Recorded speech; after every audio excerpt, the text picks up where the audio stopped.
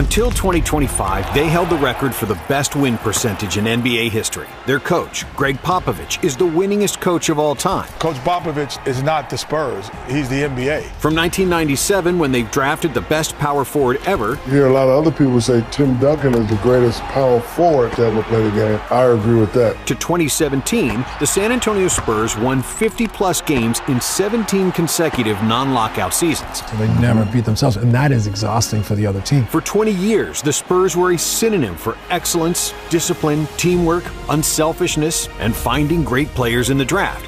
We used to call it the program. But how did the Spurs maintain that level of success for that long? This is the story of the Spurs way, and how one small market team became the longest tenured dynasty in NBA history.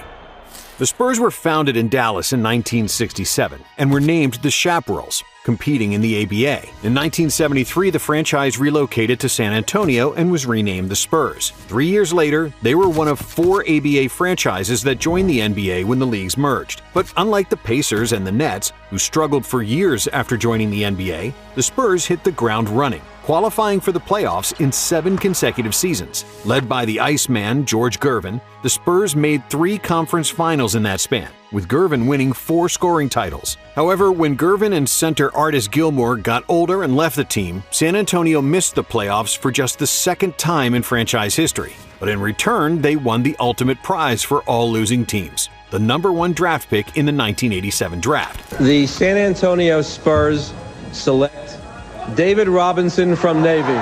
And after serving 2 years in the Navy, the Admiral finally arrived and immediately transformed the franchise. The Spurs won 56 games in 1990, which was 35 wins more than the previous year, and set the record for the biggest turnaround in NBA history. With Robinson, Terry Cummings, and Sean Elliott, San Antonio became a perennial contender. But they could never get over the hump and make the finals. The Admiral was winning all individual awards, but even with the addition of Dennis Rodman, the furthest the Spurs went was the conference finals in 1995, when they got destroyed by Hakeem and the Rockets. I mean, I don't even know how I can say it with a straight face, but I thought most of the time I defended him pretty well. The man just played, as well as I've seen anybody play in a long time. But then, in the 1996-97 season, everything changed. Due to the season-ending injuries to Robinson and Chuck Person, the best shooter on the team, the Spurs lost 15 out of their first 18 games, after which Coach Bob Hill was fired. In his place came a little-known guy named Greg Popovich.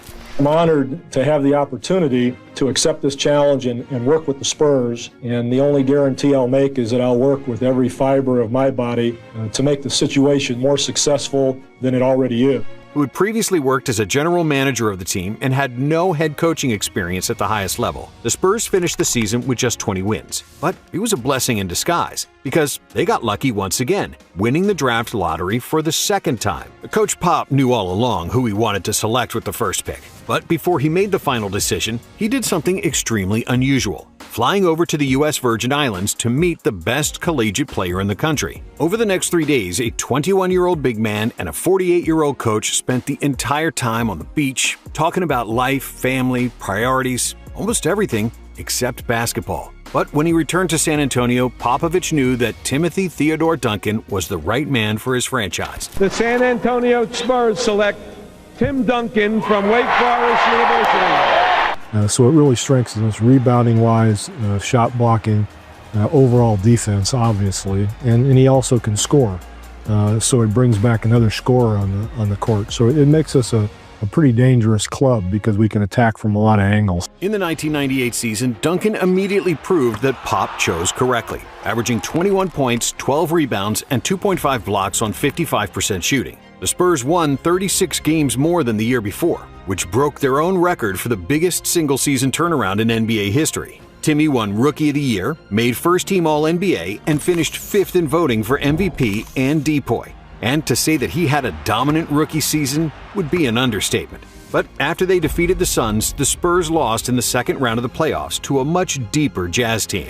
Pop then realized that his team was strong under the basket but lacked shooting. So, for the '99 season, he added veteran marksmen Mario Elie and Steve Kerr. With Elie and Kerr, Duncan and Robinson had reliable targets to kick the ball out after a double team. And because the Twin Towers averaged a combined 5 blocks per game, the Spurs were impenetrable inside the paint, leading the NBA in defensive rating. In a lockout-shortened season, San Antonio led the NBA with a 37-13 record and was even more dominant in the playoffs. The Spurs lost just 1 game in 3 playoff series, finally reaching their first NBA Finals. In the championship round, they played the New York Knicks, who barely made the playoffs, and became the first 8th seed to reach the finals. To make things even worse, the Knicks lost Patrick Ewing due to an Achilles injury, and without their best player, New York had 0 chance against the post-up powerhouse that was Tim Duncan. Timmy averaged 27 points and 14 rebounds on 54% shooting, and he and the Spurs defense limited the Knicks to just 79 points per game, winning the series 4-1. Duncan was the finals MVP, and after the series, Coach Pop tried to console the losing coach, Jeff Van Gundy. "I've got Tim and you don't.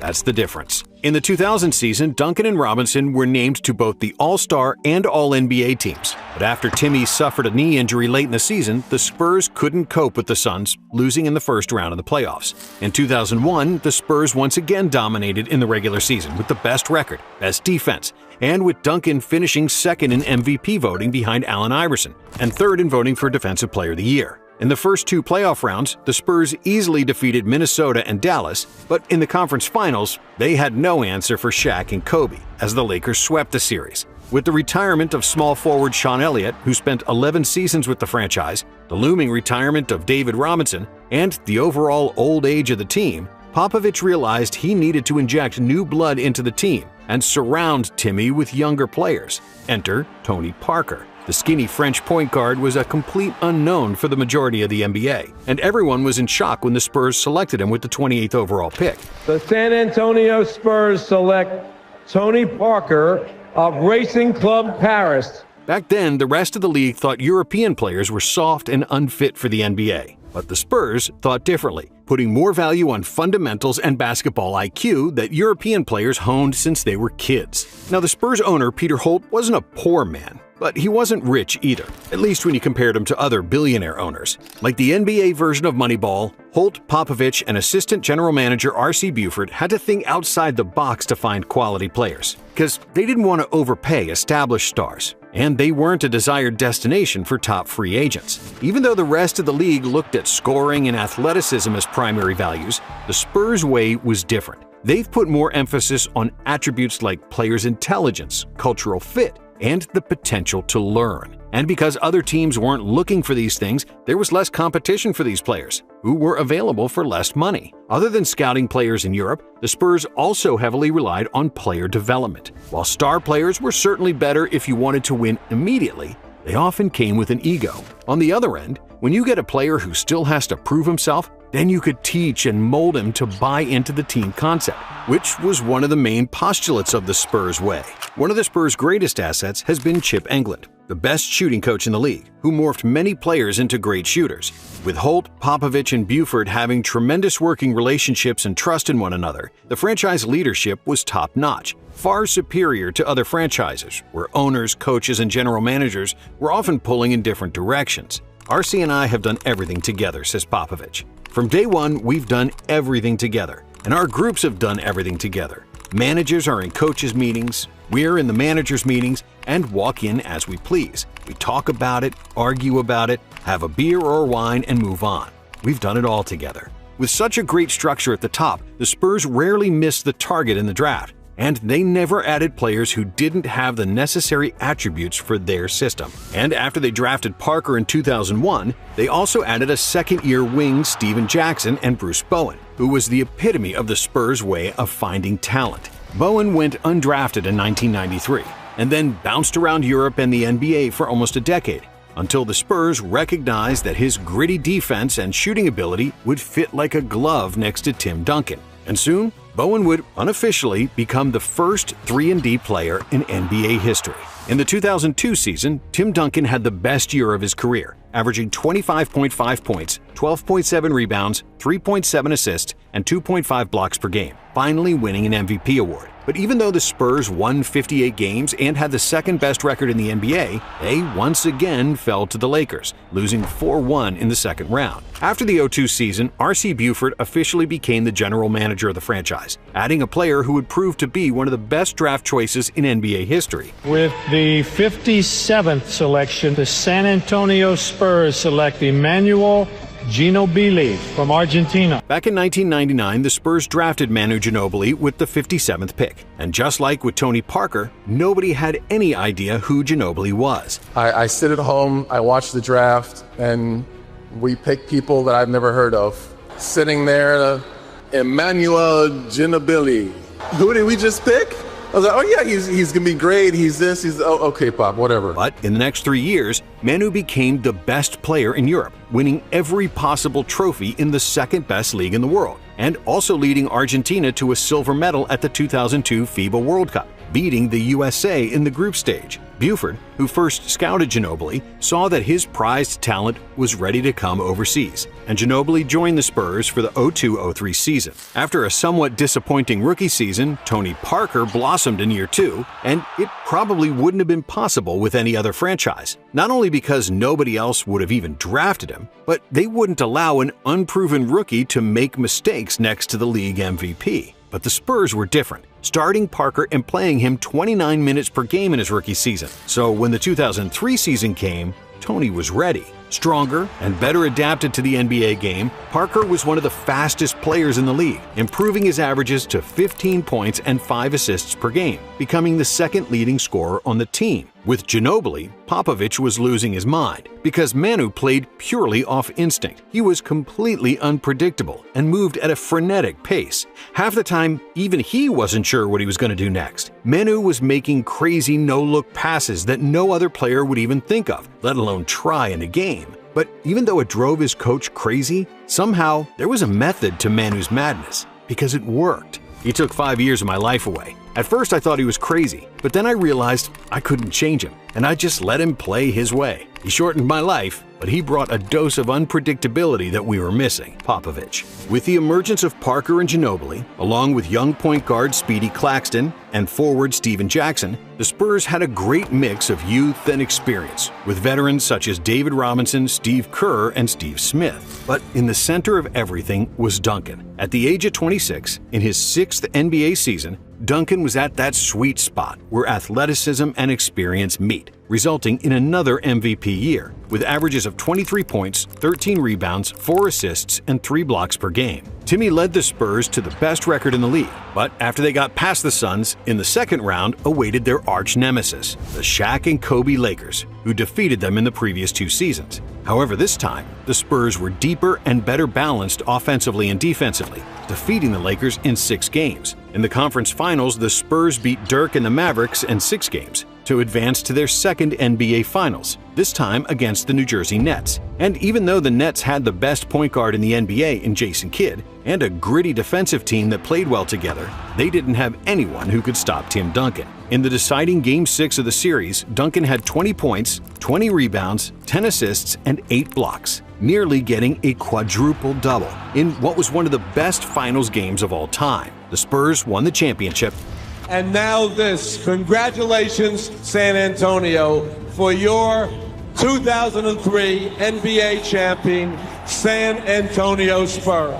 With Duncan averaging 24, 17, 5, and 5, completely dominating on both ends of the court. After the season, David Robinson and Steve Kerr retired, and Steven Jackson left after the team rejected his wish for a big contract. And even though many analysts disagreed with this move, as Jackson was a vital member of the team with plenty of heroics in the fourth quarter, Pop often clashed with Stack, and he felt that no player was above the team and the Spurs' way. Despite losing 6 different players from their championship roster, the Spurs' culture was based on finding who could seamlessly fit into their system, and that's why they added 2 more European players in Hedo Turkoglu and Ratko Nesterovic, as well as Robert Horry, one of the most clutch shooters in history. And the results didn't suffer. In 2004, San Antonio had the best defense and the third best record in the NBA. They swept the Grizzlies in the first round, but in the second round, they once again faced the Lakers, who were ready for revenge. With 4 future Hall of Famers on their roster, LA proved too strong for San Antonio, winning the series in 6 games. In 2005, the team was mainly unchanged, with the big 4 of Duncan, Parker, Ginobili, and Bowen leading the charge. Duncan's numbers decreased across the board, as Popovich became the first coach to load manage his superstars, realizing that he didn't need to overuse his star players in the regular season to win 50-plus games. 4 of his main players averaged 32 minutes per game, which had 2 benefits: more rest before the playoffs and more minutes for role players, whose confidence grew as a result. San Antonio finished the season with 59 wins and the best defense in the NBA for the 4th time since Duncan arrived, never finishing outside the top 3. But for the first time since they drafted Timmy, the Spurs didn't need Duncan to be their best scorer to win games. In the first round against the Nuggets, Manu led all players in scoring. In the second round against Seattle, Duncan was again the big dog, but Parker and Ginobili weren't far behind. And in the conference finals against Phoenix, the Spurs' Big 3 averaged 70 points per game combined, defeating the Suns in 5 games to advance to another NBA Finals. In the finals, they played the Pistons, and it was a bar fight. With the 2 best defensive teams in the league going head-to-head, the 100-point mark was only reached once in a tough 7-game series. But then, in Game 7, Duncan took matters into his own hands, confidently announcing to the team that they weren't going to lose the series. Timmy led all scorers with 25 points, and with 23 points from Ginobili and big 3-pointers from Robert Horry, the Spurs prevailed, winning Game 7 81-74, with Duncan winning his 3rd Finals MVP. In 2006, the Spurs won 63 games, the best result in franchise history. And in the playoffs, after they defeated the Kings in 6 games, San Antonio played the Mavs, who had assembled a phenomenal roster around Dirk Nowitzki. And even though their Big 3 averaged 73 points per game, the Spurs bench wasn't up to par, and the Mavs advanced after 7 games, despite a monster 41 points, 15 rebounds, and 6 assists from Duncan in Game 7. After a down year, we've seen many franchises try to completely reshuffle the deck and change half the roster. However, the Spurs aren't most franchises, and being erratic isn't the Spurs' way. For the 2007 season, San Antonio kept all their core guys, and simply added a few more international players, like Fabrizio Oberto, Beno Udrih, and Francisco Elson. And it paid off. The Spurs had an impressive 58 wins, the best net rating in the league, and the deepest roster in the NBA, with everyone contributing, and every player feeling like they were an integral part of the team. Their biggest threat in the West, the Mavericks, famously lost in the first round against the We Believe Warriors, and in the second round, the Spurs escaped victorious against the 7 seconds or less Suns, after a controversial suspension of Boris Diaw and Amari Stoudemire for Game 5 of the series. And even though it wasn't always pretty, and naysayers saying they played slow, boring basketball, the Spurs didn't care. And after they defeated the Utah Jazz, they were in the finals once again. This time they played the Cavaliers and the 22-year-old LeBron James, who miraculously dragged a group of innocent bystanders to the finals. But even though LeBron was a phenom and the best player in the series, his team was arguably the worst that ever made the finals. With all 5 Spurs players focused on stopping James, nobody on the Cavs outside LeBron averaged more than 12 points per game, and San Antonio easily won the title in 4 games. With 24 points on average, Tony Parker led all players in scoring, becoming the first European player to win the Finals MVP. With 4 titles in 8 years, the legacy of the Spurs dynasty was complete. But they weren't done yet, even though it started to look like they were. Despite winning 50-plus games year after year, the playoff success they'd become accustomed to disappeared. In 2008, the Spurs lost to Kobe and the Lakers in the conference finals. The next year, the Mavs defeated them in the first round of the playoffs. And in 2010, the Suns swept the Spurs in the second round, finally avenging all those losses in previous years. In 2011, San Antonio won 61 games in the regular season, but after another first-round playoff exit against the Grizzlies, many people wondered if this was the end of Timmy, Tony, and Manu. At the beginning of the 2012 season, Duncan was 35 and Manu was 34. In a game against the Sixers, Duncan stayed on the bench, and Coach Pop hilariously cited the reason he didn't dress. But even though 2 members of their Big 3 were older, the Spurs weren't ready to be scrapped off at the junkyard. The first reason for that was Tony Parker, who was 29 years old and had entered the prime of his career. If you play the whole quarter, it'll be 29 minutes. But I'm fine. I didn't play for 3 days, Pop. I'm 29 years old. Get back out. Even though he was always fast and a good ball handler, Parker wasn't much of a shooter in his early years. But after years of working with Chip Engelland, Parker developed into one of the best mid-range shooters in the NBA. His spin move layup was basically unguardable, and Tony's floater was as pure as spring water. Parker became one of the most efficient point guards in the NBA, and in 2012 he finished 5th in MVP voting, making the All-NBA second team. However, the biggest reason for the Spurs revival wasn't Parker, but a guy with a weird laugh and the biggest hands you'll ever see, Kawhi Leonard. To get Leonard, the Spurs traded Pop's favorite player, George Hill, and to let go of a locker room favorite and a steady backup point guard didn't seem like a wise decision. At that time, Kawhi was an unproven player, a tweener not big enough to do damage with his back to the basket, and technically not good enough to create from outside positions with an unreliable shot. But Popovich was determined to get a new Bruce Bowen, who could guard anyone and hit an occasional spot-up three. Once Kawhi was installed in the starting five midway through his rookie season, he never let go of that spot, and Popovich got much more than just a new Bowen. He got a monster. Even as a rookie, Kawhi was able to lock up most opposing wings and steal their lunch money with quick lateral movement, pterodactyl arms, and those huge mittens. But it was surprising how efficient he was, working tirelessly to improve his shot as maybe the best protege of Chip Engelland's school of shooting. Other than Kawhi, in true Spurs fashion, they also found other pieces that were overlooked by the entire league. Patty Mills was selected with the 55th pick, Danny Green with the 46th, and Boris Diaw was drafted 21st overall. Even though none of those players were drafted by San Antonio, they bounced around the league without anyone realizing their true potential. Mills was playing in the Chinese League before R.C. Buford signed him, and Green played in the G League before Popovich turned him into a 3-and-D sniper. Diaw was also forgotten in Charlotte before the Spurs scooped him up after realizing he was one of the best playmaking forwards in the NBA. Add in Brazilian center Thiago Splitter and sharpshooter Matt Bonner, the Spurs way did it again, rebuilding their bench and finding value where others didn't. Just like the year before, the Spurs finished the 2012 season with the best record in the West, and in the playoffs they swept the first two rounds against the Jazz and Clippers. But then in the conference finals they ran out of steam against the potent OKC Thunder with KD, Russ, and Harden. However, in the following season, with a more seasoned Kawhi, Danny Green, and the rest of their role players, the Spurs emerged as the best from the West, losing just 2 games on their way to another NBA Finals. But against the Miami Heat, they faced the best player on the planet and the best team in the regular season. And despite LeBron's greatness, the Spurs were up 3-2 in the series and were up by 5 with a minute left to play in Game 6.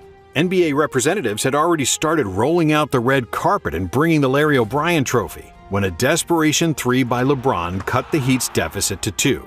In the following possession, the Spurs hit just 1 of 2 free throws, which gave Miami a chance to tie. Rebound box, back out to Allen, his three-pointer, bang! Tie game with 5 seconds remaining! Miami miraculously survived and won Game 6 in overtime. And in Game 7, Tim Duncan failed his team for maybe the first time. Timmy missed a close layup that would have tied the game. And in the next possession, LeBron hit a game winner over Kawhi to clinch the title for Miami. Ginobili played badly in the finals, Duncan was 37, and most analysts believed that this was the last hurrah and that the Spurs missed their final opportunity for a championship. But once again, the Spurs kept doing Spurs things. They added another European shooter, Marco Bellinelli, and started featuring Kawhi more in their offense, along with completely revamping their playing style, which showed the true genius of Greg Popovich. In the first decade of the Tim Duncan era, when Timmy was in his prime, the Spurs dragged games into the mud, playing at a slow pace, funneling opponents to the middle of the paint, and letting Duncan protect the rim. In the second part of Duncan's career, when he no longer had that same agility, the Spurs embraced the pro-European pace and space system that turned the former ugly duckling into a team that plays the most beautiful basketball in the league. Playing an extra pass, find the open man, give up the good shot for a great shot offense, and hard-nosed defense defined the new era Spurs. It is pretty much a European style of play of basketball, as far as everyone has a role and everyone contributes. Everybody has got to be able to pass, and everybody has got to be able to think about the game and play defense the right way. It's not like, okay, we have a shooter and that's the only thing he can do. Everyone on the Spurs has to be able to do everything. And I think in Europe, that philosophy starts at a young age. Boris Diaw. Pop is an innovator. He leads the charge in a lot of areas of coaching, especially at this level, said Coach Mike Brown, a member of Pop's staff from 2000 to 2003. He does not rest in terms of thinking about the past. He's always thinking about what he can do to change and make the Spurs better going forward. And while the rest of the NBA thought the Spurs were toast, the Spurs toasted the entire NBA. They once again had the best record in the league, with the best net rating, even though their best scorer, Tony Parker, averaged just 16.7 points per game. However, in an egalitarian system where everyone gets the same opportunity to dribble, pass, and shoot, the Spurs had 8 players scoring more than 9 points per game, which made them impossible to guard. San Antonio defeated Dallas, Portland, and OKC to reach another NBA Finals, and again faced the Miami Heat. But this time around, the Heat had no chance. With their quick passes, ball, and player movement, Miami's trapping defense didn't work because they simply couldn't rotate fast enough. The Spurs shot 53% from the field and 47% for 3 in the finals, beating Miami in 5 games and celebrating their 5th NBA championship. Thanks to a suffocating defense and unreal shooting percentages, 61% from the field, 58% from 3, Kawhi Leonard was deservedly named the Finals MVP. But this title was special because it was a complete team effort, with San Antonio playing arguably the most beautiful basketball in NBA history. In the following season, Duncan made the All-NBA team at the age of 39, and Kawhi blossomed into a star, winning Defensive Player of the Year. But the Clippers, with prime CP3 and Blake Griffin, found a way to finally overcome San Antonio in 7 games. Next season, the Spurs did something unusual, for the first time in their history adding a marquee player through free agency, in power forward LaMarcus Aldridge. San Antonio won a franchise record 67 games, with the 3rd best net rating in NBA history. But after they got past the Grizzlies, they couldn't get past the Thunder. And in that series, Tim Duncan played the last game of his career. It's nearly impossible to find a player who has been as important to a team's personality and success as Duncan's was to San Antonio's. It's pretty unusual that a team adopts the personality of the franchise player. The problem is that the personality and the philosophy of the franchise player are not always great. The thing with Tim is that he was such a great teammate and team player and focused so much on winning and playing the right way that the franchise turned into his character, and it's been a good thing for the team for a long time. Boris Diaw. But even with Duncan gone and Tony and Manu at a combined age of 73, the Spurs again won more than 60 games in a season. Kawhi Leonard, who continued to improve year after year, averaged 25 per game and was slowly but surely transforming into the best player in the NBA. Kawhi was Duncan 2.0, a calm, no-nonsense guy who's all about hard work and helping his team win. The Spurs made the conference finals against the mighty Golden State Warriors with Kevin Durant, but despite all that talent, it was Kawhi who was the best player on the floor in Game 1. The Spurs held a 21-point lead in the 3rd quarter, when one dirty play changed the course of their franchise. Zaza Pachulia planted his foot in Leonard's landing area, who injured his ankle and was out of the series. The Spurs got swept without their superstar, and though they didn't know it yet, it would be the last playoff game Kawhi ever played for San Antonio. In the 2018 season, Kawhi couldn't heal from a quad injury and grew unhappy that the Spurs rushed him to play. After 9 games, he stopped playing and stopped communicating with the team, after which San Antonio was forced to trade him. Even though they made the playoffs in 2018 and 2019, the Spurs dynasty was over after 20 years of sustained excellence. Led by great ownership, intelligent hiring, a world-class coach, and the best power forward in league history, the Spurs were winning for 20 years straight, which was unheard of in the NBA, especially in the era of salary cap and player empowerment. The only comparable dynasty to theirs is that of the New England Patriots, led by Bill Belichick and Tom Brady. Just like the Spurs, the Patriots had 20 winning seasons thanks to unshakable leadership, great ability to find and develop talent, a complete unison between their coach and franchise player, and a culture that allowed no messing around, with no player being above the team. With the Spurs, the greatest example of supreme culture and sacrificing for the benefit of the team is Manu Ginobili, who agreed to come off the bench, even though he could have been an all-star anywhere else. But the Spurs way was a culture of selflessness, lack of ego, a culture of work and responsibility. And that's why they were the longest dynasty in NBA history. Thank you for watching. And if